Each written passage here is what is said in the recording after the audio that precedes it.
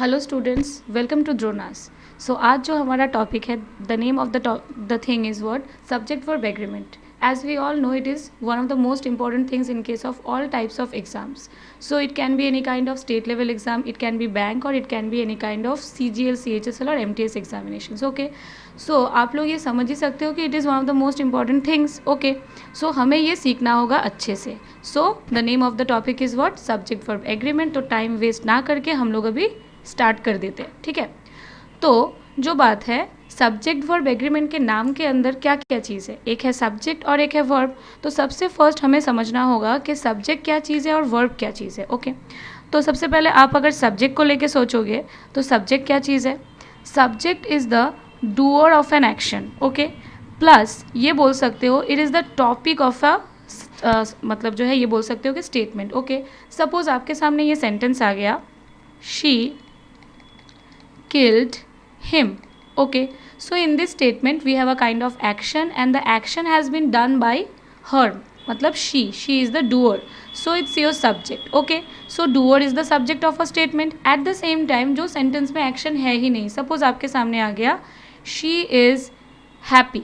Okay, so in this statement we do not have any kind of action but we have a topic. ये जो is happy है ये किस बारे में है, so it is about she और हर. ओके, सो ये टॉपिक भी आपका क्या बन गया, सब्जेक्ट बन गया. So subject is the doer of a kind of action, at the same time it is the topic of your statement. Done. Next we need to know about verb. The thing is verb is a kind of action as we all know. Okay, अभी verb जब आप लोग देखते हो तो क्या होता है, कभी कभी ये सोचते हो गो होगा, तो कभी गोज होता है, तो कभी वेंट होता है, तो कभी गॉन होता है ना. तो ये सब क्या है, तो सेंटेंस वाइज हमें समझना होगा कि वर्ब के कुछ फॉर्म्स है. We have 5 forms of verb. Okay, जो कि सबसे ज़्यादा इंपॉर्टेंट है to understand subject verb agreement. So क्या क्या फॉर्म्स है. So we are not talking about the types, we are talking about the forms. So form जो है वो क्या क्या है, V1, V2, V3, V4 and finally 4 के बाद तो 5 ही आएगा, तो V5. तो ये सब कौन कौन है. V1 is the base form of a verb. तो बेस क्या चीज़ हुआ, बेस मतलब जो होता है उसको क्या समझे कि it is the first form. Suppose अगर आपके सामने आ गया गो, तो go is the first form, that's why it is called V1. Done. Okay, next is what, V2. V2 is the past form of a verb. So past means go क्या हो जाएगा, went हो जाएगा, है ना. फिर आते हैं V3 में. V3 is the past participle form of a verb. Okay, तो अगर इसमें आ गए तो वेंट से क्या बन जाएगा, गॉन बन जाएगा. V4 को इजीली ये समझ सकते हो कि it is the ING form of your verb, that means it will be going. And finally V5 is the singular form और वी कैन से S और ES form of a verb, that means it will B goes. Okay, so we have 5 forms of a verb, V1, V2, V3, V4 and V5. Now in this topic we have to learn कि कौन से subject के साथ में कब क्या form आएगा. जो रूल्स है वो वाले ही रूल्स आपको सीखने हैं. And the name of the topic जो आपने अभी अभी ये सुना था is what, subject verb agreement. तो थोड़ा सा हमने सब्जेक्ट और वर्ब को समझ लिया. नाउ हम लोग धीरे धीरे जो रूल्स है वो शुरू करने वाले हैं. The thing is what, rules जो सीख रहे हो ये क्यों सीख रहे हो, ये भी तो समझना है ना. कोई भी हो वो एग्ज़ाम, लाइक ये अगर WBCS है, या तो कोई भी स्टेट लेवल एग्जामिनेशन है, या तो बैंक एग्ज़ाम है, या तो CGL, CHSL, MTS, जो भी कम्पिटिटिव एग्ज़ाम है, हर एक एग्ज़ाम में rules are important. Why, they can ask you spotting errors from this section, from grammar section they can ask you spotting errors. ये क्या चीज़ होता है, they will show you a kind of sentence in parts and after that they will ask you to find out the wrong part of the sentence according to the rules of grammar. That's why it is important. At the same time it can also help you in case of a topic, and the name of the topic is phrase replacement. I am talking about all types of exams. Okay, तो phrase replacement ये क्या चीज़ होता है. Phrase is what, phrase is a group of words. Okay, so it's a part of a kind of sentence. So they will show you a sentence, a part of that sentence will be shown in bold format. Okay, वो जो part है वो हो सकता है wrong.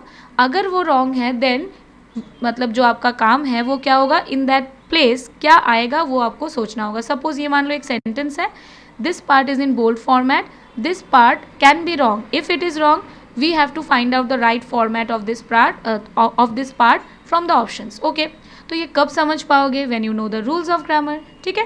And finally in case of state level examination grammar based fillers भी आते हैं, फिल इन द ब्लैंक्स में भी ग्रामर आपका हेल्प कर सकता है। So as a whole rules are important. कभी भी कोई भी चीज़ अगर सीख रहे हो तो हमेशा ट्राई करो ये समझ लो कि वो क्यों सीखना है हमें। ओनली ज्ञान से तो काम आपका हो नहीं सकता, तो ये जान लो कि क्यों आपको सीखना है। दैट्स वाई हमने ये जान लिया। अभी टाइम वेस्ट ना करते हुए हम लोग स्टार्ट करते हैं अपना टॉपिक, ठीक है। तो सब्जेक्ट और वर्ब, अच्छा और एक बात थोड़ा सा जान लो, सब्जेक्ट वर्ब एग्रीमेंट में ये जो हमने वर्ब के टाइप्स को, मतलब ये जो फॉर्म्स को हमने समझा, इट इज़ द, मतलब ये बोल सकते हो कि these are the forms of a kind of main verb. Main verb छोड़ के और भी कुछ वर्ब्स है जो होते हैं, थोड़ा सा उनके बारे में भी हम लोग जान लेते हैं। जैसे कि बी वर्ब्स, बी वर्ब्स में जो लोग आएंगे वो कौन कौन है? Am, is, are, was and were, okay. Next is have verb, नाम से ही समझ सकते हो इसमें कौन कौन आएगा? Have, has and had. Next we will talk about do verbs, इसमें कौन आएगा? Do, did and does. तो आप में से कोई कोई स्टूडेंट शायद ये सोच रहे हो मैम डन भी तो है ना, तो डन कब आता है? It can only B use when it is used as a kind of main verb, okay, that means I am talking about helping verbs। थोड़ी देर आगे main verb के बारे में बात हो रहा था, अभी हम थोड़ा सा शॉर्ट में आपको आइडिया मतलब जो है वो दे रहे हैं about word helping verbs. Helping verb क्या होता है? आपके एक्शन के साथ में उसको हेल्प करने के लिए, उसके फॉर्म को और भी ज़्यादा समझाने के लिए आपके सामने जो वर्ब्स आते हैं उनको हम लोग क्या बोलते हैं? Helping verbs. Like what? She is going. Now see the main action is going, that means it is your main verb, और साथ में जो आया है is, it is your helping verb, जिसका टाइप का नाम क्या है? Be verb, okay.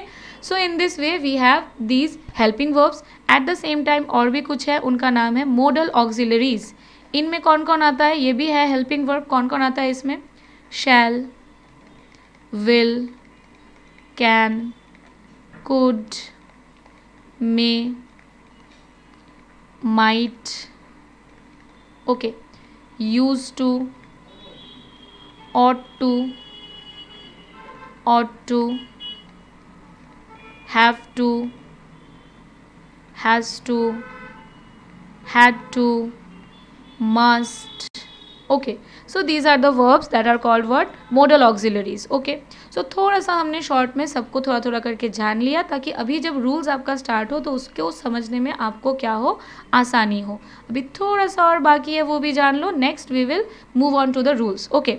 तो क्या है, आप जब लोग, मतलब आप सब लोग जब स्कूल में थे तब आपने एक सुना होगा first person, second person and third person. तो ये फर्स्ट पर्सन कौन होता है? आई एंड वी, ओके, हम और हम लोग। फिर सेकेंड पर्सन कौन होता है? जो आपके सामने है, मीन्स यू। यू सिंगुलर में भी यू है, प्लूरल में भी यू है। और थर्ड पर्सन कौन होता है? He, she, it, they and all types of nouns. कोई भी नाउन है, नेमिंग मतलब जो वर्ड्स है वो है, तो वो ऑलवेज क्या होता है? थर्ड पर्सन, ठीक है। सो अभी ना थर्ड पर्सन के बारे में थोड़ा सा एक चीज़ हम लोगों को जान लेना है। तो थर्ड पर्सन जो है ये अगर क्या है, ये अगर सिंगुलर है, ये अगर सिंगुलर है तो क्या होगा, और ये अगर प्लूरल है तो क्या वर्ब्स आएंगे इसके साथ में, वो थोड़ा हमें समझ लेना है, ठीक है। तो थर्ड पर्सन अगर सिंगुलर है तो बी वर्ब को लेके सोचोगे तो उसके साथ में क्या आएगा? इज़ या तो वॉज आएगा, और प्लूरल के साथ में क्या आएगा? आर या तो were, okay. Next if we talk about have verbs, so in this case, in case of singular form it will take has, and in case of plural form it will take have. Next if we talk about do verbs, in this case, in case of singular form it will take does, and in case of plural form it will take do. And finally if we talk about main verbs, singular के साथ में आएगा V5 and plural के साथ में आएगा V1। V5 थोड़ी देर आगे हमने समझाया था कि इट इज़ द एस और E S form of a verb, और V1 कौन है? It is the base form of a verb, okay. हमेशा एक छोटा सा चीज़ मतलब जो है ये रखना याद कि अगर आपका नाउन प्लूरल में है, मतलब नाउन के साथ में क्या होगा? एस और ई एस होगा, तब आपका वर्ब क्या होगा? वर्ब के साथ में तब एस और ई एस हो नहीं पाएगा, तब क्या फॉर्म में आएगा? वर्ब बेस फॉर्म में आएगा, ठीक है। बट अगर नाउन आपका सिंगुलर है तो उसके साथ में एस और ई एस तो हो नहीं सकता, तब जो वर्ब आएगा उसके साथ में क्या लगा दोगे, एस और एस। तो इस वे से भी समझ सकते हो, या तो सिंपली ये समझ लो V5 in case of third person singular number, V1 in case of third person plural number. Okay, और फर्स्ट पर्सन के बारे में अगर सोचोगे, आई के साथ में क्या क्या आता है, बी वर्ब में एम आता है, पास्ट टेंस में है तो वर्ज आता है, हैव वर्ब में हैव आता है, डू वर्ब में डू आता है, एंड मेन वर्ब में V1 आता है। वी के साथ में क्या आता है, आर आता है, पास्ट में है तो वर्ड आता है, हैव वर्ब में से have, in case of do verb it will be do, and in case of main verb it is again V1। And you singular हो प्लूरल हो जो भी हो, it will always take plural verbs. Okay, so are, were, have, do, and finally V1. So these are some kinds of basic ideas that are important to understand the rules of subject verb agreement. Okay, so let's start finally. तो हमारे सामने आ गया rule number 1, लेकिन देखते ही आप ये सोचोगे अरे नाम है रूल नंबर 1 बट सामने तो 2 सेंटेंस है, रूल मतलब जो है तो वो कहाँ गया। अभी ये सोचो आपके एग्जाम में क्या आएगा, रूल आएगा, मतलब आपको क्या ये कहा जाएगा कि जो रूल नंबर 1 है ये क्या है ये समझाओ। No, they will ask you the rules through sentences, है ना। So what is more important, more important is what, your sentence. So you should always try to understand the rules through application in sentences. Okay, so at first I am trying to start the rule with application. So we have 2 sentences. अभी इस moment में क्या करो, जो आपका ये जो video है इसको क्या करो, थोड़ा सा पॉज करो, ठीक है। पॉज करके थोड़ा सोचो कि ये दोनों सेंटेंसेस में which statement is wrong according to you, और अगर वो रॉन्ग है उस प्लेस में क्या आएगा, थोड़ा पॉज करके खुद सोचो, ठीक है। फिर जब मैं आपको समझाऊंगी तो ट्राई करो कि आपका जो आंसर है और जो हमारा आंसर है वो सिमिलर है कि नहीं, ठीक है। तो आई होप अब तक आपने क्या कर लिया, पॉज करके सोच लिया होगा आंसर। तो अभी समझते हैं, चलो इसमें क्या क्या है। The minister along with his supporters are responsible for the, हाँ तो ये सेंटेंस है। सेकेंड सेंटेंस में क्या है, she as well as I am going to Kolkata. Now see, दोनों में जो कॉमन है एक कंजंक्शन आया अलॉन्ग विथ, यहाँ पे कौन आया, एज वेल एज। इसने क्या किया, 2 सब्जेक्ट्स को ज्वाइन किया, है ना। ये आपका सब्जेक्ट 1, ये आपका सब्जेक्ट 2, इसमें भी ये आपका सब्जेक्ट 1, ये आपका सब्जेक्ट 2। ओके, नाउ यही टाइप का कुछ रूल है जो हम थोड़ा समझ के आएंगे तो फिर हमें समझ में आएगा कि इसमें क्या प्रॉब्लम है। ऐसे खाली आंखों से अगर ये देखोगे रूल ना समझ के तो आपको फील होगा कि all are right, both are right, but no, कुछ तो प्रॉब्लम है। तो चलो देखते हैं क्या है। तो कभी भी अगर आपने देख लिया कि आपके पास है कुछ conjunctions like as well as, okay note कर लेना ये सब rules, okay, as well as, along with, including, together with, like, unlike, and not, and but not. है तो ढेर सारा, बट फॉर योर एग्जाम्स ये कुछ लोगों को जान लोगे तो सफिशिएंट है, ज़्यादा जानने का नीड हमें है ही नहीं, as our target is competitive exams, है ना। तो ये जो कुछ लोग हैं, अगर ये आपके सेंटेंस में है with 2 subjects, subject 1 and subject 2, तो अगर सब्जेक्ट आया तो सेंटेंस के फॉर्मेशन में क्या होता है, सब्जेक्ट के बाद तो वर्ब आता है, सब्जेक्ट वर्ब ऑब्जेक्ट, तो उसके बाद नेक्स्ट जो वर्ब आएगा ना उसका क्या फॉर्म होगा वो हमें अभी समझना होगा। तो क्या फॉर्म होगा, ये जो वर्ब आएगा इट विल फॉलो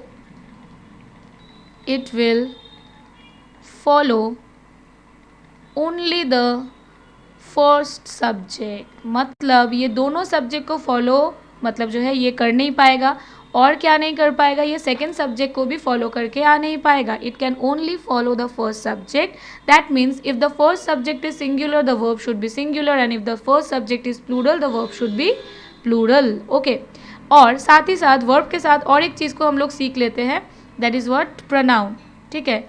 जो प्रनाउन है वो भी सेम जो रूल है इसी को फॉलो करेगा, that means it will follow the first subject only. जो प्रनाउन है वो भी ओनली फर्स्ट सब्जेक्ट को फॉलो करके आएगा, जो वर्ब है वो भी फर्स्ट सब्जेक्ट को ही फॉलो करके आएगा। तो हमने क्या कहा, अभी इसको हम लोग समझेंगे थ्रू द सेंटेंसेज जो थोड़ी देर आगे आपके सामने आए थे।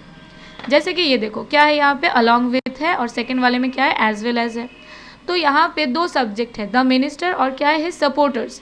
फर्स्ट सब्जेक्ट क्या फॉर्म में है, सिंगुलर में है, सेकेंड सब्जेक्ट क्या फॉर्म में है, प्लूरल में है, ठीक है। एक सेकेंड, यस चलो। तो सेकेंड सब्जेक्ट क्या फॉर्म में है, प्लूरल में है। अभी जो प्रॉब्लम है वो क्या है, यहाँ पे वर्ब भी आ गया प्लूरल फॉर्म में।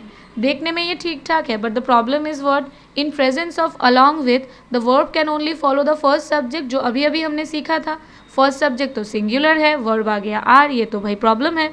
तो हमें क्या करना है, फर्स्ट सब्जेक्ट को फॉलो करके यहाँ पे सिंगुलर वर्ब भी लाना होगा। तो आर चेंज होके क्या बन जाएगा, इज बन जाएगा। So the right answer is what, the minister along with his supporters is responsible for the disaster. देखो सुनने में ये हो गया ऑड, क्यों ऑड हो गया, as we are habituated to spoken English. Spoken English में हम लोगों का हैबिट ऑलरेडी हो चुका है, तो स्पोकन इंग्लिश में जो भी सुनते हैं वही हम लोग सोच लेते हैं कि राइट है, बट नो, स्पोकन इंग्लिश में ढेर सारा चीज़ है जो हम लोग रॉन्ग मतलब जो है वो बोलते हैं। But in case of your exam wrong जो इंग्लिश है उससे तो काम आपका हो नहीं पाएगा। So you need to follow the rules, okay. So after the application of the rule, the right statement is what? The minister along with his supporters is responsible for the disaster. So I hope आपको समझ में आया होगा। So same thing should be applied here also. तो देखो she as well as I am सुनने में एकदम ठीक, बट इसमें भी घोटाला है। क्या घोटाला है, देखो एज वेल एज आया तो क्या फॉलो करेगा, फर्स्ट सब्जेक्ट को ना। तो फर्स्ट सब्जेक्ट तो भाई शी था, शी तो सिंगुलर है, तो शी के साथ तो ये आना चाहिए था इज, बट आ गया कौन, एम। तो एम को भगा के हमें क्या लाना है, इज लाना है। But the application of the rule will make the sentence look odd. Odd हो जो भी हो वो बाहर में जाए, हमें क्या करना है, हमें तो भाई रूल फॉलो करना है, क्योंकि एग्जाम में हमें फुल मार्क्स लेके आना है। तो क्या है यहाँ पे, she as well as I, यहाँ पे एम ना करके क्या करोगे, is going to Kolkata on behalf of our company. समझे, तो जो है इसी टाइप के सेंटेंसेस आपके एग्जाम में भी आते हैं टू मेक यू कन्फ्यूज्ड। तो अभी से कन्फ्यूज ना होके अच्छे से आंसर करके आना, ठीक है। सो आई होप आपको रूल नंबर 1 समझ में आ गया होगा। Next we will move on to the second rule. तो रूल नंबर 2 में आते हैं। जैसा कि हमने आपको समझाया कि रूल से भी ज़्यादा इंपॉर्टेंट है उसका एप्लीकेशन, दैट्स वाई सबसे पहले आ गया 2 सेंटेंसेस। फिर से सेम काम, अभी टाइम है वीडियो को क्या करने का, पॉज करने का। पॉज करके खुद सोचो कि यहाँ पे सेंटेंस में क्या कुछ रॉन्ग है, अगर रॉन्ग है तो वो क्या है, ठीक है। तो आई होप पॉज करने वाला काम तो हो चुका होगा और सब ने अपना अपना आंसर सोच लिया होगा, ठीक है। तो देखते हैं यहाँ पे क्या है। यहाँ पे क्या बोला, not only India but also its neighbouring countries are facing economic decline. Second में क्या बोला, शी और I am going to Kolkata on. अच्छा, सो देखो एक सिमिलैरिटी है अभी रूल नंबर 1 के साथ, ये रूल नंबर 2 का। वो क्या है, इसमें भी 2 करके सब्जेक्ट चाहिए। देखो नॉट ओनली के बाद India first subject, but also के बाद में इट्स नेबरिंग कंट्रीज, ये वाला पार्ट क्या हो गया हमारा सेकेंड सब्जेक्ट। ये सेंटेंस में क्या है, शी फर्स्ट सब्जेक्ट, आई क्या हो गया आपका सेकेंड सब्जेक्ट, ओके। नाउ अभी टाइम आता है रूल को समझने का, तो समझते हैं चलो। क्या है कि और कुछ कंजंक्शंस है like not only but also, ये तो पेयर में आता है ऑलवेज। और एक है पेयर, वो कौन है, ईदर और। Next one is neither nor, कोई कोई इसको क्या बोलता है, आइदर और नाइदर, वो भी ठीक है, okay. American English British English के अनुसार आप क्या बोल सकते हो, एक इंग्लिश में आपको ये बोलना है आइदर, एक इंग्लिश में ईदर, तो सिमिलर जो बोलो वही ठीक है, okay. So either or neither nor. Next आते हैं हम लोग और एंड नॉर। अभी इतना सीख लोगे तो ये सफिशिएंट है। तो क्या है यहाँ पे, not only but also, either or, neither nor, और and nor. If these conjunctions are used with 2 subjects, 2 and more subjects, 2 और more, ओके। सब्जेक्ट नंबर 3, 4, 5 भी आ सकता है, बट क्या होता है कि यूजुअली एग्जाम्स में 2 सब्जेक्ट वाला सेंटेंस ही आपको शो किया जाता है। तो सब्जेक्ट 1 सब्जेक्ट 2 के साथ अगर आ गया तो अभी फिर से फॉर्मेशन में तो वर्ब का नीड है हमें, तो वर्ब फिर से क्या करेगा, it will follow it's nearest subject. तो हमने क्या कहा, वर्ब के सबसे पास जो सब्जेक्ट है उस सब्जेक्ट को फॉलो करके आएगा। ऐसा मत सीखना रूल को कि it will follow the second subject. By chance अगर सेंटेंस में 3 सब्जेक्ट्स आ गए तब भी आप जाके फॉलो कर रहे होंगे सेकेंड सब्जेक्ट को, तो वो रॉन्ग हो जाएगा। एक्चुअल रूल क्या है कि the verb will follow it's nearest subject. तो जब से मतलब जो है सब्जेक्ट नंबर 3 तक आएगा तो 3 को फॉलो करेगा, अगर सब्जेक्ट नंबर 2 तक ही आया बस तो 2 को फॉलो करेगा। तो फॉलो करने का क्या मतलब है, थोड़ी देर आगे ही हम लोग सीख चुके हैं। क्या होगा, सब्जेक्ट 2 अगर सिंगुलर है तो वर्ब भी सिंगुलर होगा, सब्जेक्ट 2 अगर प्लूरल है तो वर्ब भी क्या होगा, प्लूरल होगा। सपोज आपके सामने आ गया not only he but also his friends, फिर ब्लैंक है, ऑप्शन में आ गया आर इज, तो क्या चूज करोगे, clearly we can say are, क्योंकि सेकेंड सब्जेक्ट को फॉलो करेगा ना, जो सबसे क्लोजेस्ट है, जो सबसे नियरेस्ट है उसको फॉलो करेगा। तो फ्रेंड्स क्या फॉर्म में है, प्लूरल में है, तो वर्ब भी क्या आ गया, आर। ठीक है, डन। आई होप आपको समझ में आया होगा। चलो अभी इसका एप्लीकेशन समझते हैं। तो देखो यहाँ पे क्या था, not only India but also its neighbouring countries, second subject plural में है तो वर्ब भी क्या होना चाहिए, प्लूरल, तो आर एकदम ठीक है। और यहाँ पे क्या था, सेकेंड सब्जेक्ट आई, आई के साथ कौन आता है, एम आता है, तो ये भी ठीक है। So both the sentences are right. Okay, next चलो अभी सीखते हैं रूल नंबर 3। तो रूल नंबर 3 में जाने से आगे आपके सामने आ गया उसका एप्लीकेशन। फिर से जानते हो आपका काम क्या है, तो शुरू हो जाओ। क्या करो, वीडियो को पॉज करो और सोचो कि कहाँ पे एरर है। ओके, तो आई होप आपने सोच लिया होगा। ठीक है, पॉज करना हो चुका होगा, पॉज करके फिर भाग मत जाना, फिर से लौट के आना। ठीक है, तो आई होप आप लोग लौट के आ गए होंगे। तो अभी चलो देखते हैं कि क्या रूल है। तो यहाँ पे कुछ कॉमन से चीज़ों को देख पा रहे हो आप लोग, जहाँ पे है ईदर और नहीं है, ऑफ है, तो ये क्या है, ईदर के साथ ऑफ। ठीक है, नेक्स्ट क्या है, एनी, नेक्स्ट क्या है, ईच। तो ये सब के बारे में हमें कुछ सीखना है, तो चलो धीरे धीरे सीखते हैं। There are some words, each, every, either. हम लोग ईदर और के बारे में अभी नहीं सीख रहे हैं, हम लोग सीख रहे हैं ईदर ऑफ के बारे में। Okay, neither, again with of, any and none. Okay, each, every, either of, neither of, any and none, इनके बारे में हमें कुछ सीखना है। क्या सीखना है, खुद सोचो। सबसे पहले ईच में से क्या सेंस आता है, एक एक का सेंस आता है ना। फिर वर्ड क्या है, एवरी, एवरी से क्या सेंस आता है, हर एक। ईदर ऑफ मीन्स दोनों जो है, दोनों में से कोई एक। नीदर ऑफ मतलब दोनों में से कोई एक भी नहीं। फिर क्या वर्ड आया, एनी, एनी मीन्स कोई भी एक, मतलब कोई एक भी। नन का क्या मतलब, नो वन, तो सब में वन का सेंस है ना। वन मीन्स क्या, सिंगुलर। तो हमें क्या समझ में आया कि सब का सब ना एक्चुअली सिंगुलर सेंस में आता है। दैट्स वाई जो इनके बाद वर्ब आएगा that will always be singular, और वर्ब के साथ साथ जो इसका भाई है प्रोनाउन, वो भी इस रूल को फॉलो करके सिंगुलर फॉर्म में ही आ जाता है। ठीक है, चलो तो वर्ब क्या होगा इसके बाद, ऑलवेज सिंगुलर होगा। ये गया हमारा फर्स्ट थिंग। सेकेंड चीज़ में आते हैं, अगर आपके सेंटेंस में ईच है, या तो एवरी है, या तो एनी है, और इनके बाद डायरेक्ट एक सब्जेक्ट आ रहा है। सब्जेक्ट मीन्स सिंपल भाषा में सोचोगे तो मान लो नाउन आ रहा है, तो वो नाउन या तो सब्जेक्ट क्या फॉर्म में आएगा, वो भी सिंगुलर फॉर्म में आएगा। ठीक है, वर्ब तो सिंगुलर था ही, नाउन भी क्या फॉर्म में आया, सिंगुलर। सपोज आपको मैंने कहा ईच बॉयज़, तो ईजिली आप ये समझ सकते हो कि बॉयज़ जो है वो रॉन्ग है, होना क्या चाहिए था, बॉय होना चाहिए था, क्योंकि इसके बाद तो सिंगुलर नाउन आएगा। लेकिन और एक केस क्या है, अगर आपके सेंटेंस में ईच है, अभी मान लो एवरी वन है, या तो एनी है, या तो नन है, नीदर है, या तो ईदर है, इनमें से कोई है, और इनके सब के साथ में आपने देखा ऑफ है, ऑफ मतलब इन लोगों के बाद में ऑफ आ गया है। अगर ऑफ आया तो आपका जो सब्जेक्ट है ना वो चेंज होके बन जाएगा प्लूरल। क्यों ऐसा होता है, क्योंकि ऑफ ना सिलेक्शन का सेंस आपको शो करता है। सिलेक्शन कब हो पाएगा, मान लो आपके पास बस एक ही चीज़ है, तो एक में से एक का सिलेक्शन तो हो नहीं सकता। क्या होना चाहिए, एटलीस्ट दो चीज़ होना चाहिए। मतलब कोई भी चीज़ जब ज़्यादा है, प्लूरल क्वांटिटी में है, तभी उसमें से सिलेक्शन हो सकता है। सो दैट्स वाई ऑफ के बाद जो नाउन आएगा इस केस में वो क्या फॉर्म में आएगा, प्लूरल। डन। नेक्स्ट और एक छोटा सा चीज़ हमें सीखना है। यहाँ पे देखो either of and neither of, मतलब रूल तो एक ही था, बट इससे लिंक करके हम लोग हज़ारों रूल को सीख सकते हैं। Neither of and either of, ये लोग ना टू के केस में आता है। टू मतलब क्या, मान लो हमने आपको ऐसा बोल दिया, एनी ऑफ द टू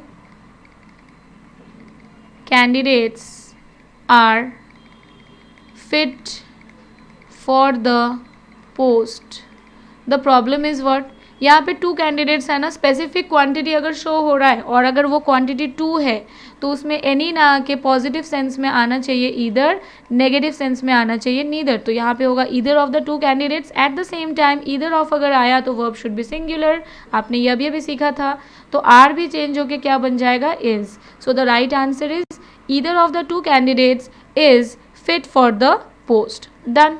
चलो और एक है एनी एंड नन. ठीक है, एनी नन अगर आ गया तो इनके साथ अगर आपने देख लिया कि 2 आ रहा है तब रॉन्ग हो जाएगा. ठीक है, एनी ऑफ नन ऑफ अगर है तो वो ऑलवेज मोर देन 2 के केस में आता है. ठीक है, मोर देन 2, 2 से ज़्यादा अगर है उसी केस में any of none of use हो सकता है. तो यही वाले सेंटेंस में 2 कैंडिडेट्स ना हो के अगर 3 कैंडिडेट्स होता तो हम लोग जो एनी को हटाए हैं वो हटाने का नीड हमें होता ही नहीं. तब क्या होता? एनी ही होता. ओके, सो आई होप आपको रूल समझ में आया होगा. Now it is time to apply the rule in our sentences. So let's see. The first sentence has been started with either of. Either of the 2 candidates. तो 2 वाला case तो ठीक है. 2 candidates are eligible for the post. Now we have the error. Where is the error? In this verb. Either of will always take a singular verb. So in place of are we need to use is. Okay. In the next sentence the thing is what? The word is any of. And this thing is also followed by a singular verb. So again the same thing should be done. Are should be replaced with is. Now in the last one, each of the students of our class has submitted their documents. Here we have 2 applications. क्या क्या है? सबसे first है verb change करना होगा. देखो verb change करना होगा क्या सच में? नो. क्योंकि स्टूडेंट्स को देख के आप लोग सोच सकते हो कि प्लूरल है तो हैव आएगा. But the problem is what? Students में से ईच मीन्स एक एक. सो जब भी ईच आ गया. और एक बात है मतलब जो है जो और एक छोटा सा चीज़ आपने सीखा था कि ऑफ अगर आ गया तो नाउन क्या फॉर्म में आएगा? प्लूरल. दैट इज़ वाई ये देखो सब में ठीक है. कैंडिडेट्स कैंडिडेट्स सेकेंड और थर्ड वाले में क्या आ गया? स्टूडेंट्स. नाउन क्या है? Plural. But verb is always singular in presence of each, any, either. Okay, तो यहाँ पे आपका हैज़ जो सिंगुलर फॉर्म में है वो परफेक्ट है, वो ठीक है. But the problem is in the pronoun their. ये तो प्लूरल में है लेकिन हमने अभी अभी क्या सीखा था?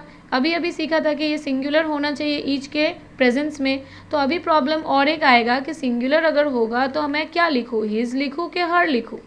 अभी और एक छोटा सा चीज़ को जान लो.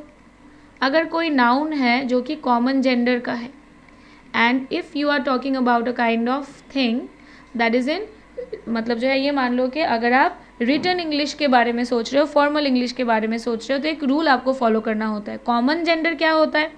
एक ऐसा नाउन जो चीज़ में ही भी है शी भी है. सपोज हमने कहा स्टूडेंट, तो स्टूडेंट में ही भी होता है शी भी होता है, मतलब मेल भी होता है फीमेल भी होता है ना. Candidate, participant, citizen, all these nouns are what? Common gender. Okay, तो इसके साथ अगर फॉर्मल इंग्लिश में रूल वाइज आपको अगर रूल फॉलो करना है तो अगर इसके साथ सिंगुलर प्रोनाउन का नीड आपको है तो वो ओनली मेल प्रोनाउन आएगा.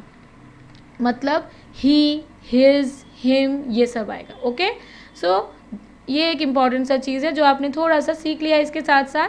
तो यहाँ पे भी सिंगुलर का नीड है और स्टूडेंट क्या है? कॉमन मतलब जो है इसमें है, ये जेंडर में है. तो यहाँ पे हर ना करके हम लोग क्या करेंगे? हिज. तो आई होप आप सबको रूल नंबर 3 भी समझ में आ चुका होगा. तो अभी ये जो सब्जेक्ट वर्ब एग्रीमेंट का पार्ट 1 का जो क्लास आपके सामने हो रहा है इसका लास्ट वाला रूल हम लोग सीखेंगे जो कि है आपका rule number 4.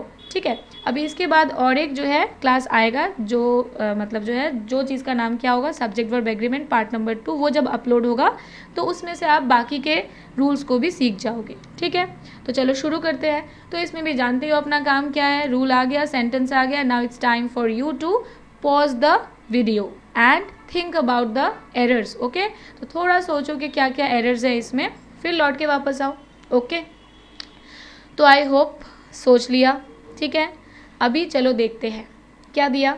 If I was the prime minister of India I would have demolished poverty at first. Second sentence, I wish our company gets the award of the best performer of the year. Now see, in both the sentences we have a similarity. The similarity is what? We don't have any kind of true action. We just have a kind of what? Wish or imagination. ये वाला sense आ रहा है ना. तो चलो कुछ सीखते हैं. आप सब ने स्कूल टाइम में एक छोटा सा चीज़ को सुना ही होगा, एक छोटे सेंटेंस को सुना ही होगा कुछ एक चैप्टर में। वो सेंटेंस क्या था? देखना, सबको ये सेंटेंस को सुनते ही वो याद आएगा कि हाँ हमने तो ये सुना था। तो कौन सा वो सेंटेंस है? आपने ये सुना होगा, if I were a bird I would fly. तो तब क्या ये सुनते थे if I was a bird I would fly? No, अब क्या सुनते थे? आई वर मतलब वेयर। ओके, तो क्यों सुनते थे? थोड़ा जानते हैं, चलो सीखते हैं। So in case of wish और इमेजिनेशन, अगर विश या तो इमेजिनेशन का केस है आपके सेंटेंस में, when you do not have any kind of true action, you just have a kind of wish और imagination, in that case what you have to do? First thing is what? आपके subject के साथ word आएगा, मतलब where. अगर word सुन के समझ में मतलब जो है आ नहीं रहा है तो क्या चीज़ है ये? वेयर है। ओके, WERD तो समझ ही सकते हो। तो ये जो वर्ड आएगा कब आएगा? when you need a be verb. अगर आपको बी वर्ब का नीड है अपने सेंटेंस में, तो उधर में इज, एम, बाकी के जो लोग हैं वॉज, इनका यूज़ ना हो के हर एक सब्जेक्ट के साथ में क्या लाओगे? वर्ड। और ये कौन सा सब्जेक्ट है? सब्जेक्ट ऑफ इमेजिनेशन, मतलब जिसको लेके कुछ विश हो रहा है या तो कुछ इमेजिनेशन हो रहा है, उस सब्जेक्ट के साथ में अगर आता है कोई बी वर्ब तो वो कौन आएगा? ओनली वर्ड आएगा। ओके, नंबर 2 कौन सा केस है? ऐसा तो कोई ज़रूरी है नहीं कि हर एक सब्जेक्ट के साथ में हर एक सेंटेंस में बी वर्ब का नीड होगा आपको। नो, तो ऐसा भी तो हो सकता है कि बी वर्ब का नीड आपको है ही नहीं, बट मेन वर्ब का तो नीड होगा। तो मेन वर्ब अगर आया इसके बाद, बी वर्ब ना आके अगर मेन वर्ब आया, तो मेन वर्ब ना V2 फॉर्म में आएगा। V2 कौन था? एकदम क्लास के स्टार्टिंग में हमने ये सुना था, V2 is the past form of a verb. Subject, ये कौन सा सब्जेक्ट? सब्जेक्ट ऑफ इमेजिनेशन, जिसको लेके इमेजिनेशन हो रहा है, उसके बाद मेन वर्ब अगर आएगा तो V2 आएगा। ओके, तो हमने ये क्या कहा? मान लो आपने ये कहा, काश मैं एक डॉक्टर होती। होना मतलब बीइंग, बीइंग को कौन शो करता है? बी वर्ब ना।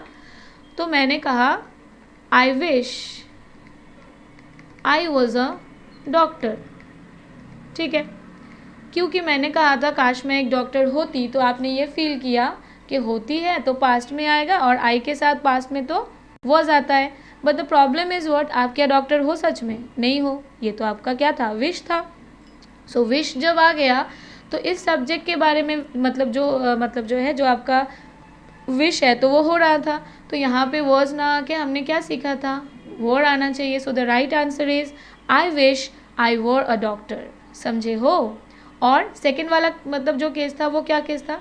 मान लो ये बोला गया कि काश हमारे पास एक ब्लैक कार मतलब जो है वो होता। ठीक है, सपोज आपको ये बोलना है कि हमारे पास एक ब्लैक कार है, तो क्या बोलोगे? I have a black car. As ये सच में है, आपके पास एक ब्लैक कार था, तो क्या बोलोगे? आई हैड अ ब्लैक कार, क्योंकि ये सच में है तो हैव का हैड हो गया। अच्छा, और एक बात, क्लास के स्टार्टिंग में हमने सुना था हैव वर्ब क्या है? Helping verb. But no, not always.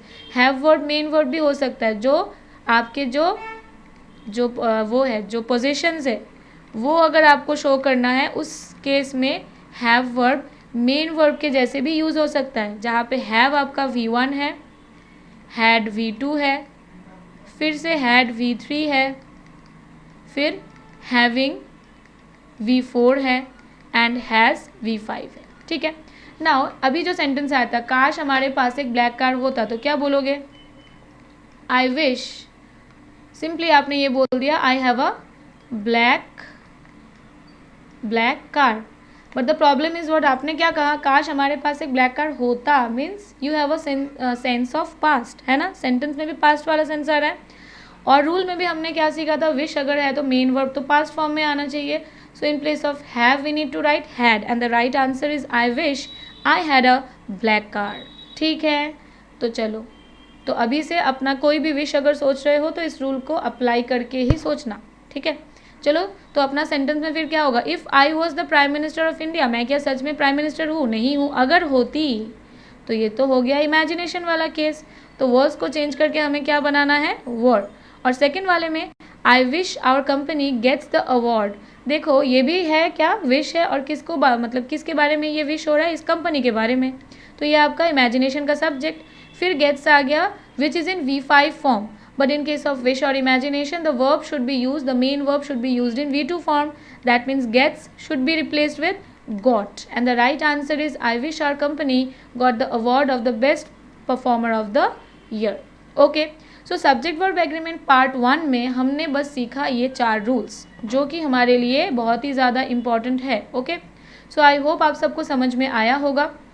और जो भी डाउट्स आपके हैं वो डाउट्स आप लोग क्या कर सकते हो, यही जो वीडियो है इसका जो कमेंट सेक्शन होगा उसके थ्रू आप अपने डाउट सेंड कर सकते हो. जो डाउट हम क्या करेंगे क्लियर मतलब जो है तो वो कर देंगे. ठीक है, तो अगर ये क्लास आपको ठीक लगा, अगर आपको कुछ समझ में आया, then don't forget to like, share and subscribe. And अपने डाउट्स कमेंट्स के थ्रू भेजना मत भूलना. ठीक है, so thank you students, bye bye.